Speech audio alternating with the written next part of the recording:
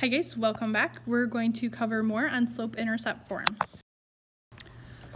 Okay, so we're going to practice graphing things in slope-intercept form when we're giving a line. So we did something similar to this yesterday where I just gave you the slope and y-intercept, but now you're going to have to find it from the equation. So from this equation, y equals 4x plus 3, we know that the slope is 4 and the y-intercept is negative 3. Now, some of you won't have to write that off to the side as often. You can get it right from the equation, and that's fine. I'm just writing you to show you where I'm getting this from. So remember, y equals mx plus b.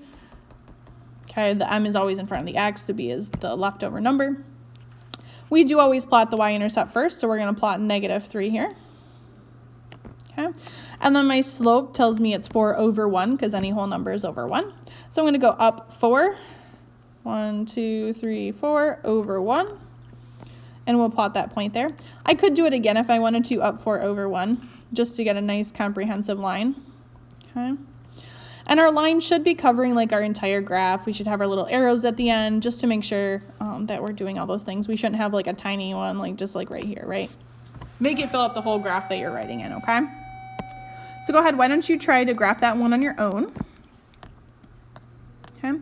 And again, I'm seeing that the slope is negative 2 over 3. And the y-intercept is 2. So I'm going to start with the y-intercept at 2. Now, we can find our second point in two different ways. I could go down 2 over 3. Okay, that would be my first way, sorry. So down 2 over 3. Okay, I can also, this is equivalent to 2 over negative 3, which means I could go up 2 over 3. Okay. And we can see that that forms a really nice straight line, okay? Again, your line doesn't have to be absolutely perfect, but it should look like it hits all the points, right? You know, I shouldn't see like some crazy line like this, okay, on your test. All right, now this one looks a little bit different.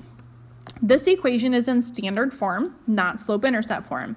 The reason we like slope-intercept form is we can easily see the slope and the y-intercept to graph it very quickly. So I'm gonna get this one into slope-intercept form. And I'm going to do that by getting y by itself. So I'm going to subtract 3x from both sides. And I'm going to go ahead and write 2y equals. Now I'm going to write the minus 3x first, okay? Then the plus 8. And I can't combine 3x plus 8 because those aren't like terms. But I'm just trying to get y by itself so that way I can have slope-intercept form. Now I'm going to divide by 2.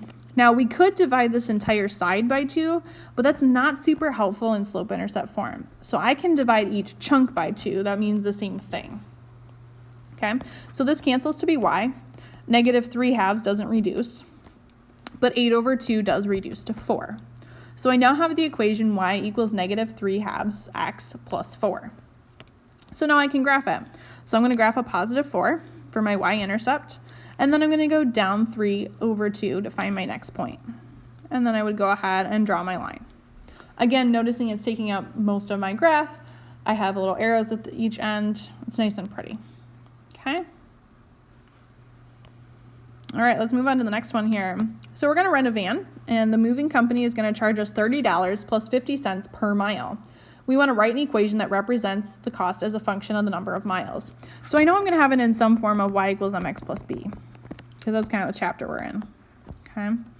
So the initial cost is this $30, and that's never changing. Okay. That's going to be your y-intercept. This 50 cents per mile, or anytime we see per, like we're going to charge $5 per person, or we're going on, you know, $2 per ride, something like that. That's going to be your slope because that's changing, okay? Because depending on how many miles we go or how many rides we ride, that number is going to get bigger or smaller. So the y is going to stay the same. M is going to be 50 cents or 0.5x plus 30. So part B says to identify the slope and y-intercept and tell me what they mean. So we know the slope is 0.5. And they kind of already told us in the problem, that is the cost per mile. So if I drive a mile, it's only going to cost me 50 cents. If I drive 2 miles, it's going to cost me $1. Okay. The 30 is my y-intercept. So this is my m, this is my y-intercept. Okay. The 30 is the initial cost. That's how much it's going to cost me to get the van, whether I drive it or not. Okay. So initial cost, or the starting cost. If I want to know how much it's going to cost me to drive for 150 miles, I'm going to have y equals 0.5x plus 30. And instead of writing x, I'm going to write 150. 150 times 0.5 is going to be 75 plus 30. It's going to go ahead and give me $105.